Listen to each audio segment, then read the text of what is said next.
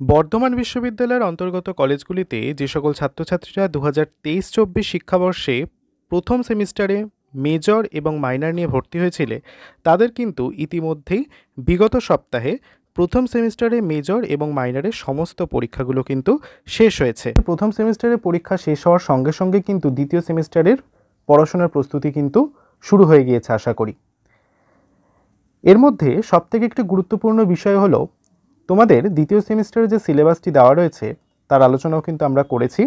ওপরে দেওয়া ডেসক্রিপশন বক্সের লিঙ্কে তোমরা অবশ্যই সেটি দেখে আসতে পারো তোমাদের দ্বিতীয় সেমিস্টারের জন্য কি কি পড়তে হবে। এবার সবথেকে বেশি মূল বিষয় হলো সিলেবাস তো জানা গেল, সিলেবাসের পর সবথেকে যে গুরুত্বপূর্ণ বিষয়টি আসে সেটা হলো কোন বই, অর্থাৎ দ্বিতীয় সেমিস্টারে তোমাদের কোন কোন বই কিনতে হবে। আজ আমি যেহেতু বাংলা বিষয়টা নিয়ে আমার চ্যানেলে আলোচনা করি এবং বাংলাটাই পড়াই, সেই কারণে বাংলা বিষয়ের বর্ধমান বিশ্ববিদ্যালয়ের অন্তর্গত মেজর এবং মাইনর পেপারে দ্বিতীয় সেমিস্টারের জন্য কোন কোন টেক্সট বই এবং সঙ্গে আমরা যেটাকে সহকারী বা সহায়ক বই বলি বা সহায়িকা বই বলি বা যেটাকে আমরা নোট বইও বলে থাকি, নোট লেখার ক্ষেত্রে, নোট জানার ক্ষেত্রে, সেরকম পাঠ্যপুস্তক বা টেক্সট বই এবং নোট বই বা সহায়িকা বই কোন কোন তোমাদের জন্য উপযুক্ত হবে বইগুলো, সেগুলো নিয়ে আলোচনা করব।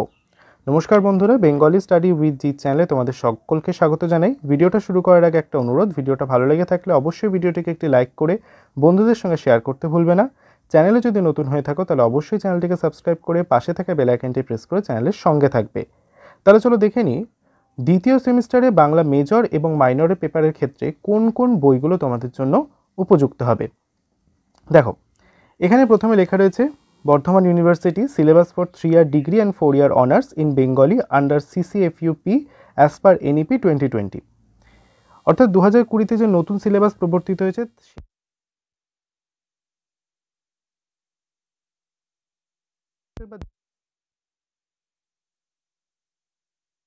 ইতিহাস, প্রাচীন ও মধ্যযুগ, এখান থেকে তোমাদের জন্য আমি টোটাল 7টা টেক্সট বইকে বেছে রেখেছি। প্রত্যেকটি বই কিন্তু অনবদ্য এবং তোমরা এই বইগুলোর মধ্যে থেকে যে কোনো একটি বা চাইলে দুটি বই সংগ্রহ করতে পারো টেক্সট বই পড়ার জন্য। যারা টেক্সট পড়তে চাইছো না, তোমরা যারা ডাইরেক্ট একেবারে প্রশ্ন উত্তর পর্বে চলে যেতে চাইছো, শর্ট কোশ্চেন 5 নম্বরের প্রশ্ন এবং 10 নম্বরের প্রশ্ন উত্তর পড়ে পরীক্ষা দেওয়ার চেষ্টা করছো, তাদের জন্যও কিন্তু কিছু বই আমি বলবো। এবং যারা টেক্সট এবং সহায়িকা বই দুটোই পড়তে চাইছে তাদের জন্য কিন্তু এই ভিডিওটা খুবই গুরুত্বপূর্ণ হবে। দেখো, প্রথমে তোমাদের জন্য যে বইটা রেখেছি সেটা হচ্ছে মডার্ন বুক এজেন্সি থেকে প্রকাশিত ডক্টর সুকুমার সেনের লেখা বাংলা সাহিত্যের ইতিহাস, বা যেটাকে বাঙ্গালা সাহিত্যের ইতিহাস বইটিতে লেখা রয়েছে। এই বইটি অনবদ্য একটি বই। তারপরে দ্বিতীয় বইটি রয়েছে মডার্ন বুক এজেন্সি থেকেই প্রকাশিত ডক্টর অসিত কুমার বন্দ্যোপাধ্যায়ের লেখা বাংলা সাহিত্যের ইতিবৃত্ত। এটা তো আমরা যারা বাংলা নিয়ে পড়ছি বা পড়েছি তাদের কাছে এটা একটা আকর গ্রন্থস্বরূপ, সবাই জানে সেই কথাটা। 3 নম্বর যে বইটি রয়েছে সেটা হচ্ছে অধ্যাপক গোপাল হালদারের লেখা বাংলা সাহিত্যের রূপরেখা। 4 নম্বরের বইটি হচ্ছে ডক্টর ভূদেব চৌধুরীর লেখা বাংলা সাহিত্যের ইতিকথা। এবং শেষে যে বইটি রয়েছে এখানের মধ্যে সেটি হচ্ছে ডক্টর দেবেশ কুমার আচার্যের লেখা বাংলা সাহিত্যের ইতিহাস খণ্ড 1। প্রথম খণ্ডটা হচ্ছে প্রাচীন এবং মধ্যযুগের পার্টটা রয়েছে, তাই তোমরা যদি কিনতে চাও তাহলে খণ্ড 1টাই কিনবে অবশ্যই। এটি ইউনাইটেড বুক এজেন্সি থেকে প্রকাশিত হয়। এরপরে আরও দুটো বই রয়েছে, সেখানে রয়েছে দেখো গ্রন্থনিলয় পাবলিকেশন থেকে প্রকাশিত বাংলা সাহিত্যের সমগ্র ইতিহাস ডক্টর ক্ষেত্রগুপ্তের লেখা, এবং ওরিয়েন্টাল বুক কোম্পানি প্রাইভেট লিমিটেড এই কোম্পানি থেকে প্রকাশিত ডক্টর সীমন্ত কুমার জানা স্যারের লেখা বাংলা সাহিত্যের ইতিহাস প্রথম খণ্ড। এই বইগুলো কিনতে পারো।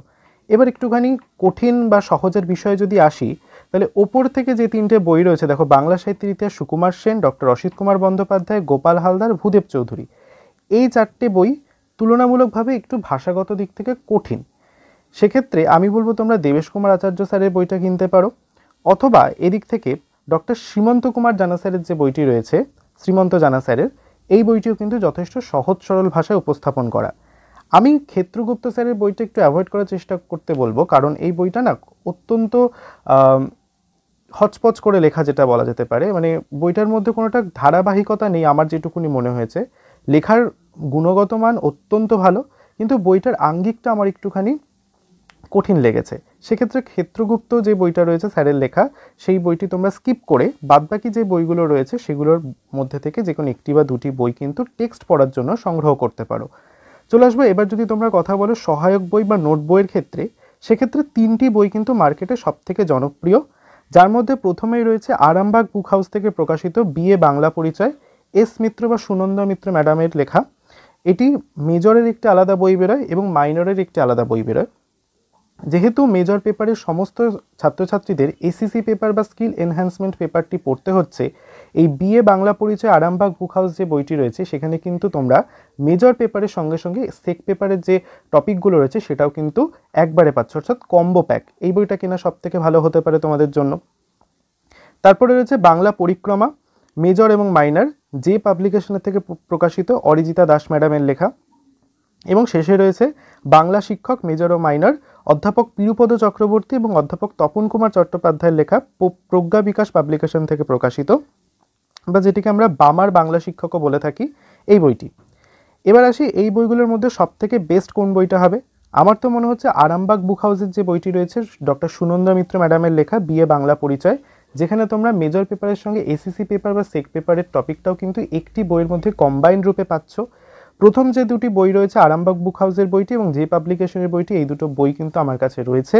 তোমরা যদি চাও তাহলে কিন্তু অবশ্যই কমেন্ট করে জানাবে এই দুটোর বই রিভিউ তোমাদের দরকার কিনা, তাহলে কিন্তু আমি এই দুটোর বই রিভিউ করে দেবো।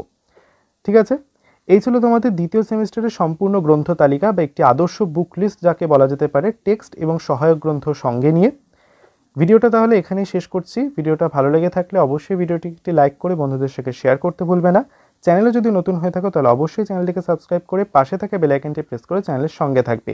এছাড়াও তোমরা যদি আমাদের সঙ্গে সোশ্যাল মিডিয়া বিভিন্ন হ্যান্ডেলগুলো যুক্ত হতে চাও তাহলে অবশ্যই কিন্তু ডেসক্রিপশন বক্সে আমাদের হোয়াটসঅ্যাপ চ্যানেল, আমাদের ইনস্টা আইডি এবং ফেসবুক গ্রুপের এবং ফেসবুক পেজেরও লিঙ্ক দেওয়া থাকবে, তোমরা সেখানে গিয়ে যুক্ত হতে পারো। এছাড়াও তোমরা যদি চাও আমাদের চ্যানেলের মেম্বার হিসেবে জয়েন করতে, তাহলে অবশ্যই কিন্তু ভিডিওটার দেখবে যেখানে ডেসক্রিপশন আছে সেখানেই কিন্তু জয়েন বাটনটি রয়েছে, সেখানে জয়েন করে তোমরা আমাদের চ্যানেলে মেম্বারশিপ গ্রহণ করতে পারো। ভিডিওটা যারা পুরোটা দেখলে তাদেরকে অসংখ্য ধন্যবাদ। দেখা হবে আবার একটি পরের ভিডিওটিতে। ততদিন ভালো থেকো, টাটা।